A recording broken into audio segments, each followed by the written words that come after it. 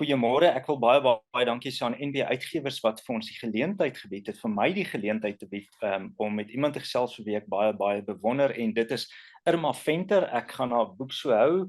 Julle sal sien haar nuwe boek Alba Tel en Irma, welkom. Dis vir my regtig 'n voorreg om vanoggend vanaand saam met jou te kuier. Hallo Stefan, dit is baie lekker om met jou ook te gesels en om jou amptelik vir die eerste keer te ontmoet. Irma, so ek gaan so 'n bietjie wegspring. Wie's jy, wat doen jy, skryf jy voltyds? Net vir ons leerders so agtergrondjie gee, wie's jy buite Irma wat ons almal ken op 'n voorblad? Ek is so bekend daarvoor dat ek eintlik net niks oor my privaat lewe wil uitlap nie, maar ek is altyd bereid om vir mense te sê ek is 'n joernalis, ek werk nog voltyds. Ek is die Kaapse kantoor hier in Kaapstad vir Johannesburg se media maatskappy. Dit is vir my baie lekker werk. Ek geniet dit nog steeds baie om uit te gaan en stories in te samel. Ek fokus 'n bietjie op wetenskap en tegnologie, motorbedryf, handel en nywerheid, daai tipe van ding, so dit is my verskriklik lekker. En dan is skryf vir my amper 'n voltydse stokperdjie ook en ek geniet dit amper net so baie soos journalistiek. So dis vir my verskriklik lekker om altyd die goed wat ek nog altyd wou doen te kan doen nou dat ek 'n groot mens is en ek dink ek is een van die min mense wat dit kan sê. So ek voel besonder geseënd om dit te kan sê. Baie dankie. So my eerste vraag wat ek dan wil vra is, 'n joernalis is gewoond daaraan om kort stukkies te skryf. En ewe skielik moet jy lang hoofstukke skryf. Hoe was die aanpassing? Is dit moeilik? Sorry. Ek dink journalistiek leer mense 'n paar dinge oor skryf. Dit leer jou 'n tipe van 'n dissipline. So jy weet daar's 'n spertyd. Jy moet kort en kragtig skryf. Jy moet die storie dadelik kan oordra en betekenisvol kan oordra. En jy moet dadelik tot by die punt kan kom. So en ek dink dis baie belangrik as 'n mens spanningsverhale ook skryf op enige tipe van 'n boek. Dit moet beweeg. Jy moet by die punt kom. Jy moet duidelik kan skryf dat mense kan verstaan wat aan die gebeur is. Jy moet jou feite kan regkry. So al daardie goed help verskriklik baie as 'n mens boeke kan skryf. Kreatief skryf is 'n bietjie anders. So wat dit eintlik lekker maak dan is om oor te beweeg na kreatief skryf, nie noodwendig net daarmee te werk dat jy nou streng binne die regte wêreld moet werk nie. Jy kan half jou eie wêreld skep. Natuurlik die wette van die natuur geld nog, maar jy kan jou eie wêreld skep en jy kan jou karakter skep en jy kan 'n storie laat beweeg en dat afspeel binne hierdie ruimte wat dit eintlik mense as 'n joernalis 'n bietjie loslaat om bietjie jou verbeelding te gebruik. Wat eintlik verskriklik lekker is dan om net 'n bietjie los te breek van daai van die reëls van journalistiek. So dit is eintlik dan verskriklik lekker. En dan ja, mens moet leer om 'n bietjie karakterisering in te skryf. Jy moet leer om 'n bietjie kreatief te skryf en 'n bietjie kleur in te gee. Maar dis vir my baie lekker om dit te kan doen, maar ja, dis 'n bietjie van 'n oefening om daarby uit te kom. En ek wil nou graag weet toe jy want jy sê jy's nog steeds 'n joernalis, op watter stadium het jy nou besluit ek kan actually 'n boek skryf? Ek weet nie of ek besluit dat ek kan nie, ek het net besluit ek wil. Daar's nogal 'n verskil daar. So ek dink ek was 17 in 'n matriek toe ek besluit ek wil 'n boek skryf. Ek was 15 of 14 toe ek besluit ek wil 'n joernalis word. So dis hoekom ek sê ek leef werklik my droom uit en ek het daarby uitgekom om uit te doen met my lewe wat ek baie graag wou doen. So en dit was nog nooit vir my 'n teenstrydigheid om 'n joernalis en 'n skrywer te wees nie. Ek dink mense kan kyk na al die skrywers in Suid-Afrika. Daar's so baie van hulle wat joernaliste was. So ek dink dit is half 'n natuurlike uitvloei van mekaar en dit komplementeer mekaar verskriklik. En die meeste ander skrywers weet die joernaliste is afgetree, jy's nog voltyds en jy spits jou ook nie toe op ware misdaad nie, maar krimmies. Is dit 'n voorliefde vir jou vir lees? Ja, absoluut. Ek lees krimmies vandat ek kan onthou. Die eerste boeke wat ek omtrent uitgeneem het. Okay, wel ek moet seker bietjie. Die eerste boek wat ek uitgeneem het was Asterix en Tintin. Ek was mal oor hulle gewees. Toe ek nou nog op skool was en laerskool was en so, maar ek het krimmies begin lees so gou as wat ek amper kon. En ek onthou ek het Sarah Paretsky gaan uitneem, die V.I. Warshawski boeke. En ek het dit net verskriklik geniet. Dit het hierdie privaat speeder hoofkarakter gehad. Sarah Paretsky was seker een van die eerste mense gewees, vroue skrywer wat 'n sterk vroue karakter kon vestig wat 'n hoofrol gespeel het. En ek bedoel en Patricia Cornwell en ek het al daai boeke verslind en dit het regtig eintlik half die basis vir my geskep waarop ek toe my krimi loopbaan probeer bou het om ook sulke boeke te kan skryf. Ek moet ook bieg dat ek nie 'n groot aanhanger was van jou S-boeke nie. Jy het vir my so saamgesmelt. Maar met Ami het jy iets reg gekry wat jy nie net vir my jy staan vir my letterlik uit. Ek sien uit na jou boek. Ek geniet dit verskriklik. Wanneer het jy besluit om Ami, want sy was in een van jou S-boeke 'n hoofkarakter te maak en hoekom jy besluit? Sien, daai is 'n bietjie van 'n gerug wat die rond te doen wat nie heeltemal waar is nie, ongelukkig. So Ami was nooit in die S-boeke gewees nie. Sy die van Gio, nou haar liefdesbelangstelling half in die boeke is die boetie van Sarah, en Sarah was in die S-boeke gewees. Sarah is die kuberkraker in die S-boeke.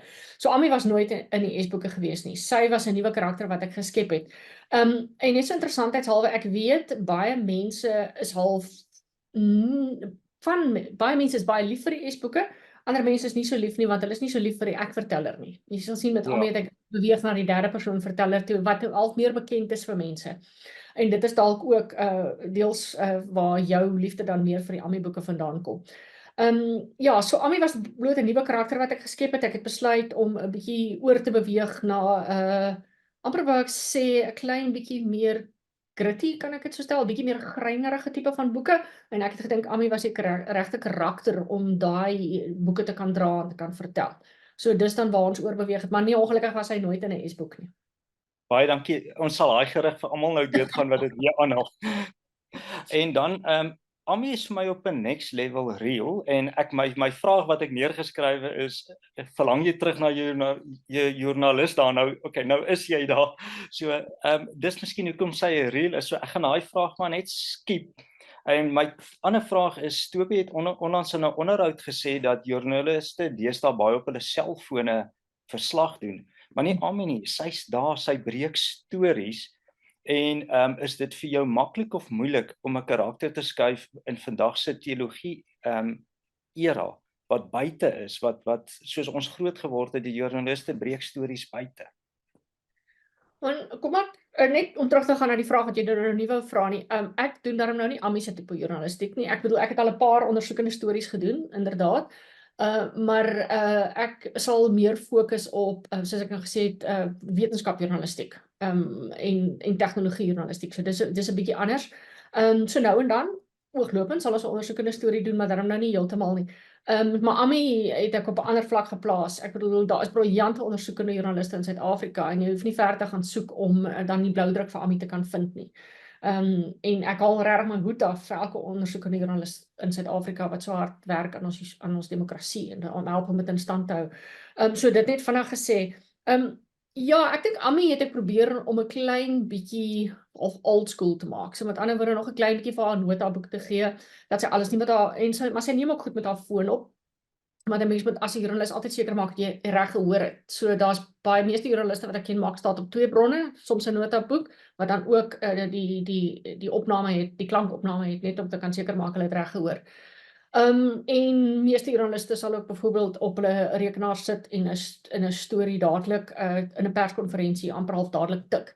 So ek het vir Ami so klein bietjie meer oldschool gemaak. En ek dink dit pas vir my by haar karakter. Sy was laat tot die journalistiek. Sy was mos nou eers 'n Olimpiese swemmer en sy het laat by journalistiek opgedaag. So ek dink sy amper voel amper heeltyd sy het iets om te bewys en sy moet seker maak, ekstra seker maak sy kry dit reg en sy is half agter die voorste joernaliste en sy voel sy is agter hulle en sy voel sy moet die heeltyd inhaal en harder werk om hulle te kan inhaal. So ek het vir haar so 'n bietjie dit ingebou. Dit werk vir haar as 'n karakter, hoop ek. Maar ja. Ek dink daarom nie alle joernaliste ook, moet ek vir jou bieg. As jy nou kyk na goeie ondersoeke na journalistiek, is foonjournalistiek nie. Daar's baie tipes journalistiek en daar's geen reël wat vir almal van hulle op dieselfde manier tel nie. Baie mooi geantwoord daarso. Op bladsy 72 versoen jy vir my die digitale media en die papiermedia baie mooi. En my vraag is, was dit vir jou moeilik geweest tussen journalistiek en ook in die tyd bybly dat lesers wil 'n video kyk? Ek dink nou vinnig aan nog iets wat gruwelik is, maar ons wil nog steeds die storie ook lees. Ek dink multimedia het definitief die toekoms van journalistiek. Ek dink dis baie moeilik om verby dit te beweeg. Ek hou nog van 'n koerant, Maar toenemend moet 'n mens weet koerante se verkope neem af. So mense beweeg na multimedia toe. So hulle wil 'n video hê, hulle wil 'n klankgreep hê.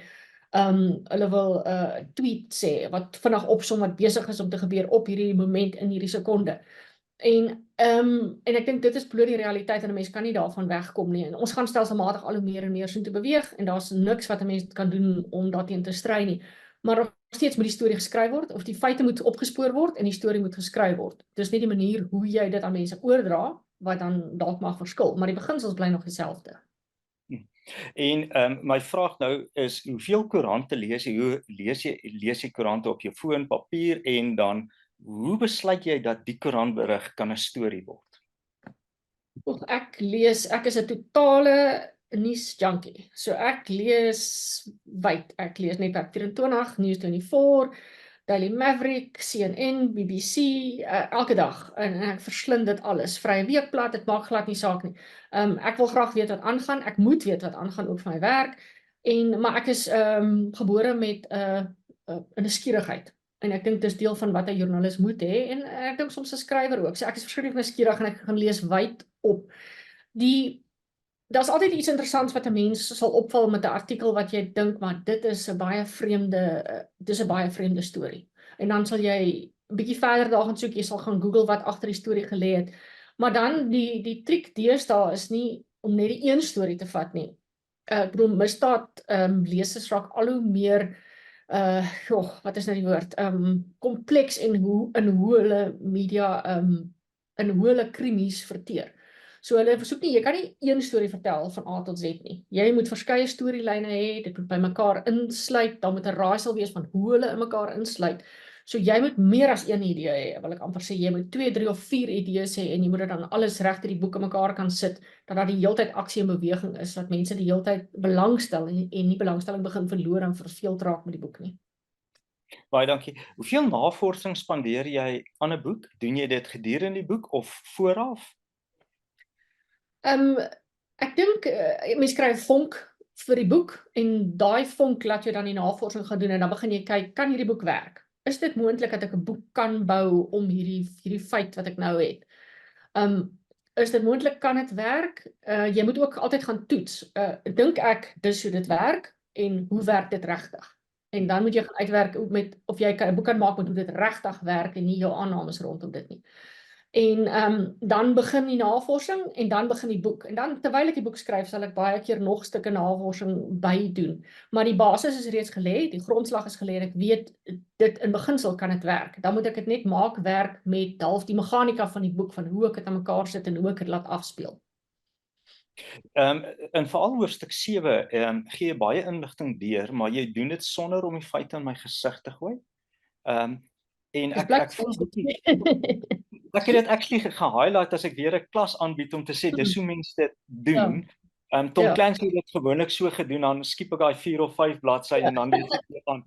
Joune was eintlik interessant geweest en jy het my ook ingelig in iets wat ek nie geweet nie. Ek het dit interessant gevind, maar jy het nie die spanningslyn verloor nie. Hoe kry jy dit reg om feite te gee 'n leser in te lig, maar nie die spanningslyn te verloor?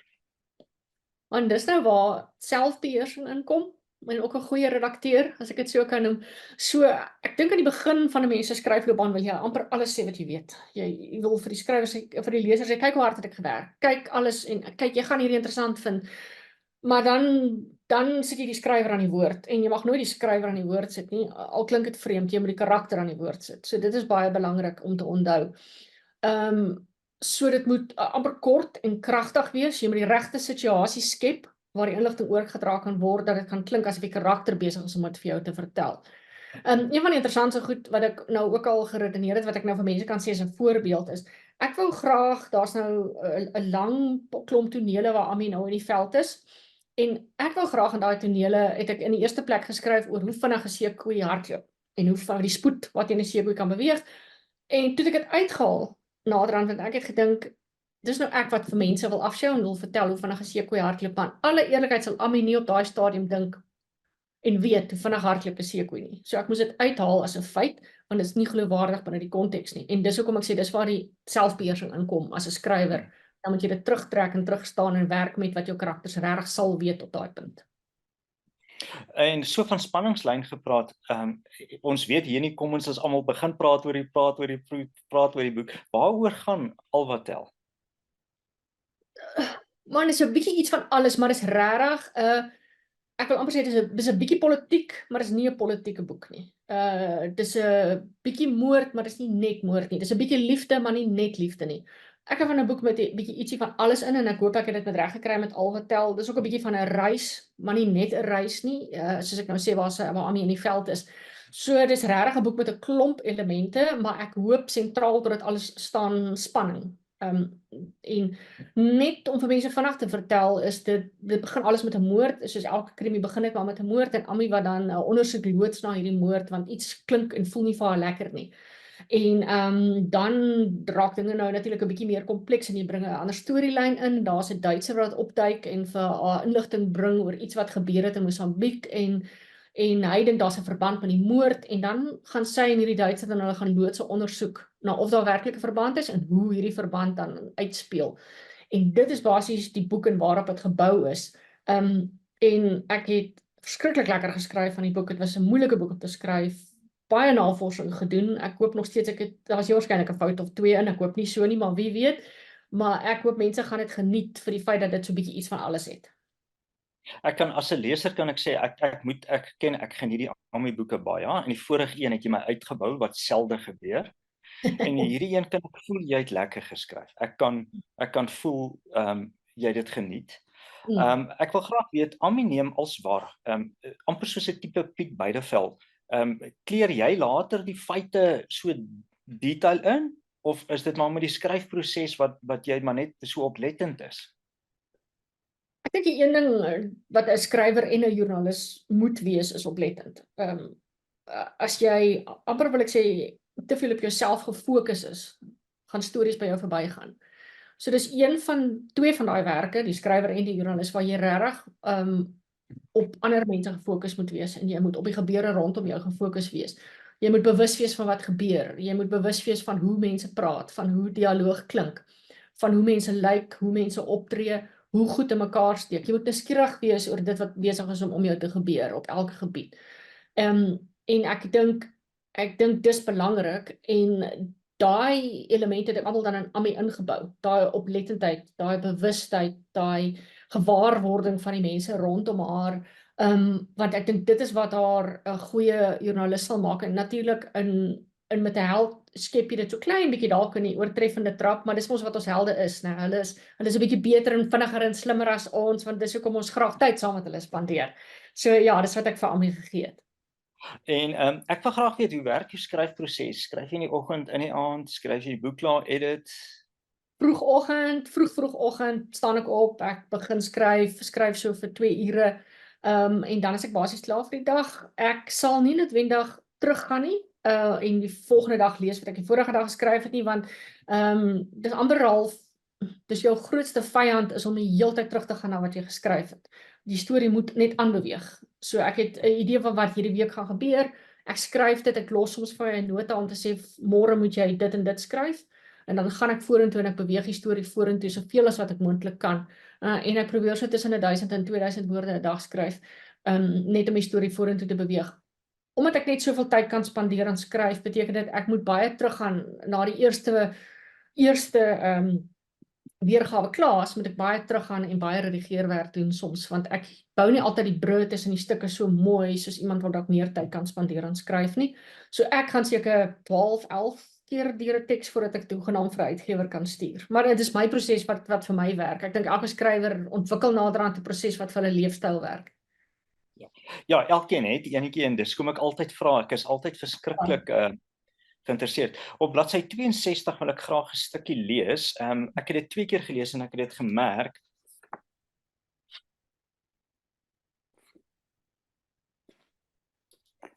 Dankie vir die foto. Laat hy dan ongewillig by. En as jy iets oor Piet dan na moet skryf, probeer om te sê dis nie net hy en almal van ons hier by die Rosebank nie. Die publiek vertrou ons klaar nie meer nie.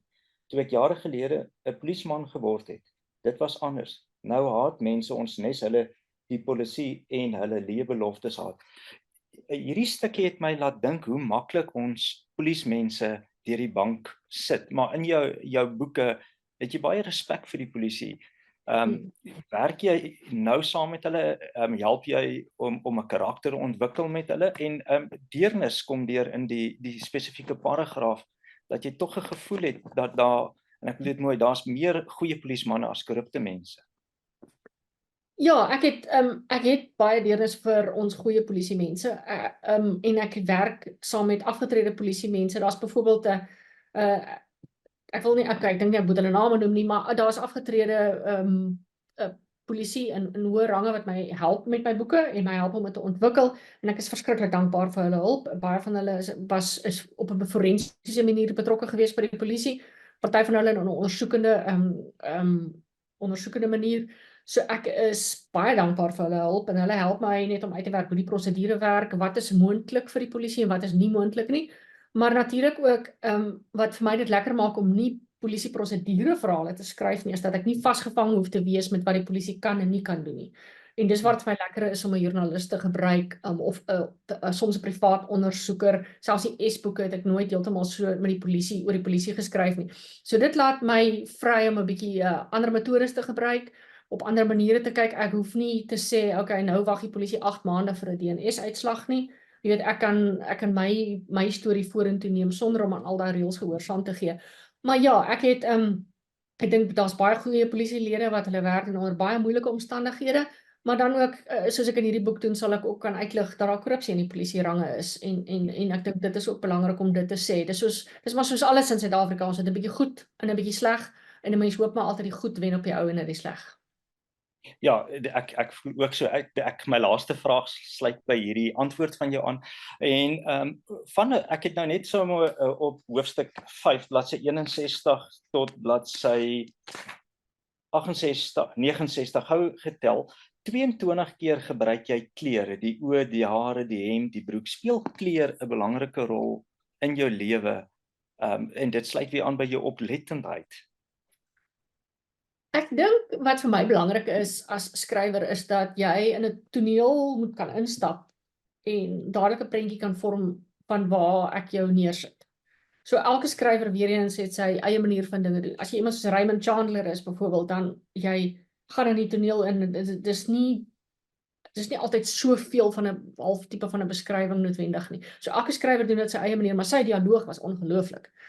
Ek bedoel, 100 maal beter seker as myne. So dis nogal 'n interessantheid. So ek het daarvan, as jy as 'n leser, as ek jou innooi na toneel, dat jy dit in jou kop kan sien en kan dink en kan droom, wat is en verbeel, hoe lyk hierdie mense? Want as my karakters vir jou regte mense raak, dan raak my boek iets wat jou intrek, iets wat jou vermaak, en iets wat jy graag wil aanhou lees. So dis vir my verskriklik belangrik om dan al my tonele so in te kleur, dat dit vir jou iets is wat regtig is en regtig kan bestaan. So, ja, dit is, maar ek seker my redakteur gaan nou kyk of ek dit nie te veel gedoen het nie. So, wat ook altyd 'n goeie ding is om te doen.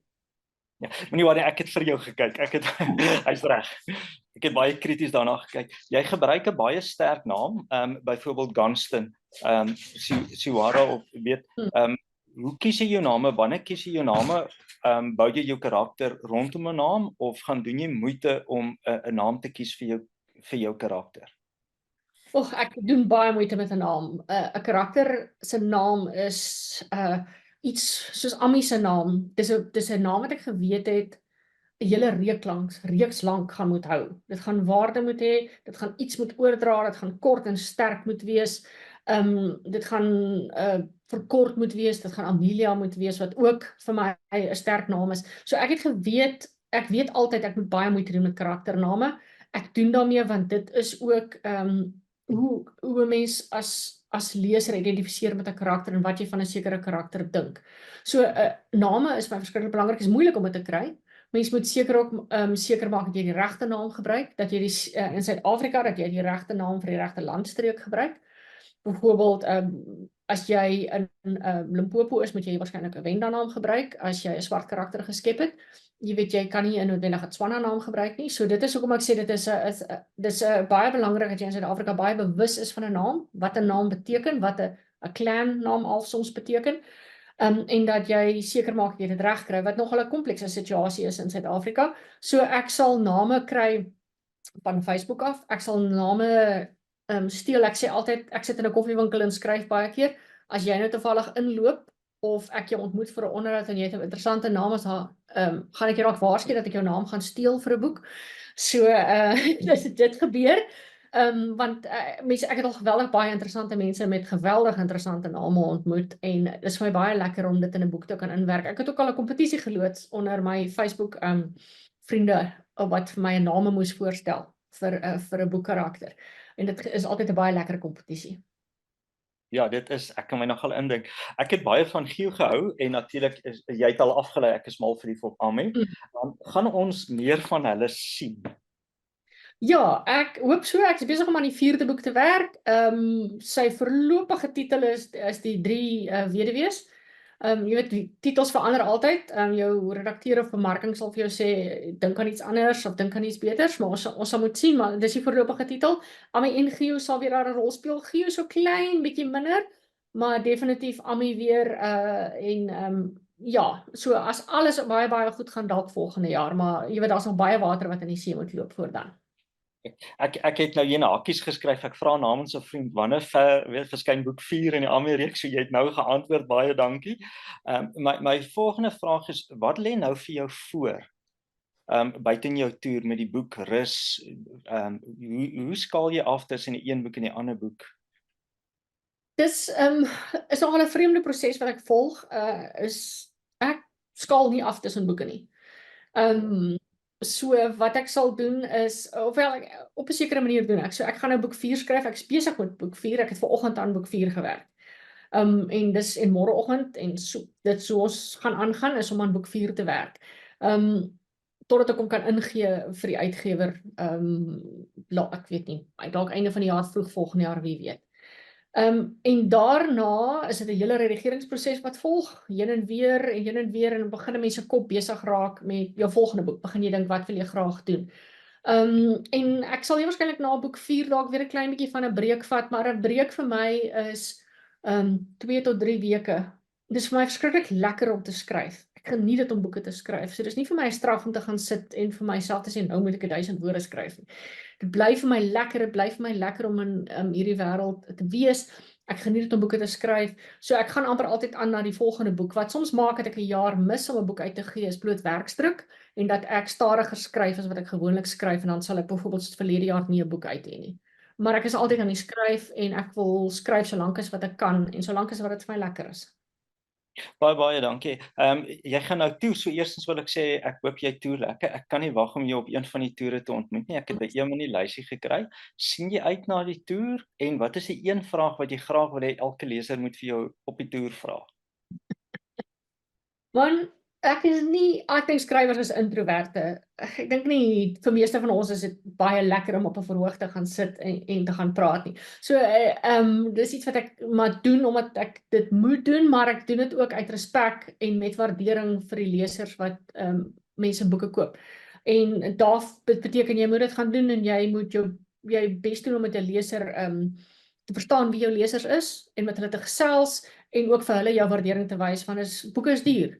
En iemand haal geld uit om jou boek te koop en ek het groot waardering vir almal wat 'n boek koop in Suid-Afrika en ek dink 'n boektoer is 'n manier om te wys en dankie te sê vir al jou ondersteuners en jou aanhangers en jou lesers en dalk wen jy ook 'n nuwe leser of 2. So ja, dit en ek hoop mense gaan die boek goed ontvang. Ek hoop hulle gaan dit geniet. Ek hoop hulle gaan dit goed lees. En dan hoop ons wen nog 'n paar aanhangers vir die Ami-reeks. Wat is jou vraag na die boektoer? Stefans. Ag nee, so dit was ek wil hê jy moet lekker gaan toer en was die een vraag wat jy graag wil hê ja. Ja, ek dink altyd aan die een vraag wat ek nie meer wil antwoord nie en dit is hoekom is Krimi so gewild? Dis die een wat ek nie wil antwoord meer nie. Die een vraag dink ek wat mense maar vir my altyd kan vra is oor my skryfproses, is oor hoe hierdie boek aan mekaar gesit is hoe ek voel oor hierdie boek. Daar's baie vrae wat mense altyd vir my kan vra. Ek het geen probleem met eintlik enige vraag wat mense vir my vra oor die boek of wat 'n mens die skryfwerk wat 'n mens doen nie. So ek dink as 'n skrywer het eerder net daai een vraag wat ek nie wil antwoord nie of nie meer Ja. wil antwoord nie eerder as wat ek 'n vraag het wat ek die graagste sal wil antwoord. En dan gaan ek jou op die spot sit. Wat is die kans dat jy vir ons 'n klein stukkie kan lees? Sjoe, nou moet ek natuurlik ook 'n stukkie soek wat ek dink ook niks sal laat weggee nie, né? Want ek is mos baie groot op dat niks daar's so 'n stukkie dalk. Okay. So ek het nou mos nou gesê Ami loop 'n bietjie in die veld. So ek gaan net so 'n kort stukkie lees. Mense sal nou ek gaan nou nie vir hulle sê hoe sy hier beland het nie. So dis op bladsy 284. Okay. Die son bak Ami vinnig warm, al is dit nog vroegoggend. Sy vee die sweet van haar voorkop en rek haar tree waar sy oor die uitgestrekte grasveld beweeg. Haar hoed het in gister se haas in die Land Cruiser agtergebly, maar ten minste het sy die sonbrandroom in haar rugsak. Behalwe vir water, vrek sy vir koffie. Die kafeïnontrekking en dehydrasie sit diep in haar lyf en in die dowwe hoofpyn wat agter haar oë klop. Dis Saterdag en iewers in Johannesburg is iemand besig om 'n vars espresso te maak. Wat nog te sê van eierspak en spekbraai? Haar mond begin water, sy lek oor haar lippe, verwens haarself.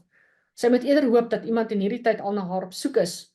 Dat maak wonderbewonder weggekom het. Dat sy steek vas, staar na die yslike bolle warm olifantmis wat lê en stoom naby 'n doringboom vir haar. Paniek stoot in haar keel op. Staan doodstil, praat sy stilwag met haarself. Nie tot jy weet wat aangaan. Sy kan die olifant ruik, modderig, stowwerig, aards. Sy spits haar ore, hoor die breek van takke na links, die geblaas van die massiewe diere soos dit deur die veld loop. Sy beweeg sybaards met 'n groot, versigtige tree. En dis al wat ek gaan lees. Dit is oorgenoeg. Baie dankie. Ek sien regtig uit om jou te ontmoet. En dan wil ek net vir almal sê, Alvatel Irma Venter, dis haar derde boek in die reeks. Ek net vir die volgorde kry. Minder as niks, die verkeerde vrou, en ek kan julle verseker julle moet dit lees. Just daai boek het my uitgebou. En dan Alvatel, baie dankie. Dit was regtig 'n voorreg om met jou te kuier. Baie dankie Stefan, ons skud hand binnekort. Binnekort.